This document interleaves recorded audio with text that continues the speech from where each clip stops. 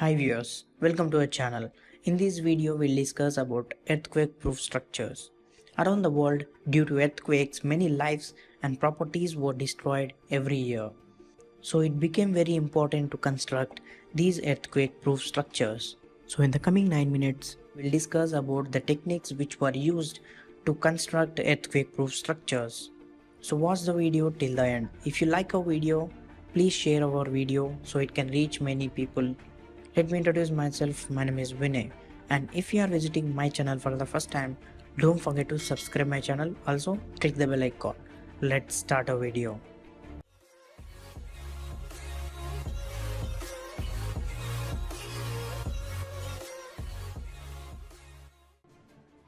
Introduction. Throughout the history, we have built many structures and cities only for them to encounter the forces of nature. But earthquakes are the most destructive forces. So these seismic forces can destroy buildings, take lives and cost tremendous amount of money for loss and repair. So this damage is not only caused by this quake, but also caused by the collapse of buildings with which the people inside them, making earthquake-proof buildings a must. Over the past few decades, our engineers have introduced new designs and building materials to better equip buildings to withstand these earthquake forces. How earthquake will impact structure? So it's important to understand how earthquakes impact man-made structures. When an earthquake occurs, it sends shock waves throughout the ground in short rapid intervals in all the directions. While buildings are generally equipped to handle only vertical forces from their weight and gravity, they cannot handle side-to-side forces emitted by these quakes. This horizontal load vibrates walls, floors, columns and beams and the connectors that hold them together.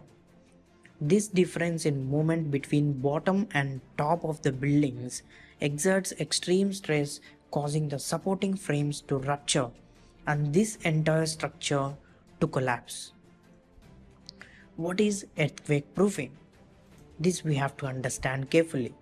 To design an earthquake-proof buildings, engineers need to reinforce the structure and counteract an earthquake force. Means earthquakes release energy that pushes a building from one direction. So our strategy is to have the building to push in a opposite way. So here are some of the methods used to help buildings withstand these earthquake forces. First one is to flexible foundation. So what is flexible foundation? So to resist the ground forces, we have to lift these building foundation above the earth. So the base isolation involves constructing a building on top of flexible pads made of steel, rubber and lead. So when the base moves during the earthquake, isolators vibrate while the structures itself remain steady. You can see in this picture. When the ground is moving, these isolators move and the building will be steady. So this effectively helps to observe seismic waves and prevent them from traveling throughout the building. Next, damping. So what is damping? You might be aware that cars have shock absorbers. So similar to their use in cars, shock absorbers reduce the magnitude of shock waves and help building slow down. So this can be done in two ways. One, vibrational control devices and pendulum dampers. With vibrational control devices, dampers are placed at each level of a building between a column and a beam. You can see in the picture. So each damper consists of a piston head inside a cylinder filled with silicon oil. When an earthquake occurs, the building transfers this vibration energy into the pistons and this pushes against the oil. So the energy is transformed into heat and dissipating the force of vibrations. Next, pendulum. Another dampening method is pendulum power, used primarily in skyscrapers. The engineers suspend a large ball with steel cables with a system of hydraulics at top of a building. You can see in the picture. So, when the building begins to sway, the ball acts as a pendulum and moves in a opposite direction. Like damping, these features are tuned to match and counteract building's frequency in the event of an earthquake. Next, shield buildings from vibrators means instead of just counteracting forces, researchers are also experimenting with ways of building that can deflect these forces and reroute the energy from earthquake altogether.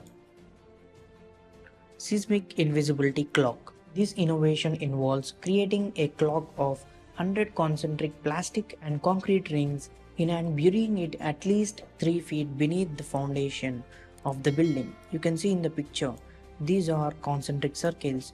As seismic waves enter the rings, they are forced to move throughout the outer rings for easier travel. As a result, they are essentially channeled away from the building and dissipated into plates in the ground. Fourth, reinforce the structure. To withstand collapse, buildings need to be redistribute the forces that travel through them during a seismic event.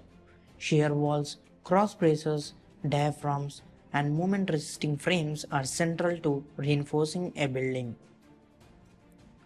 Shear wall.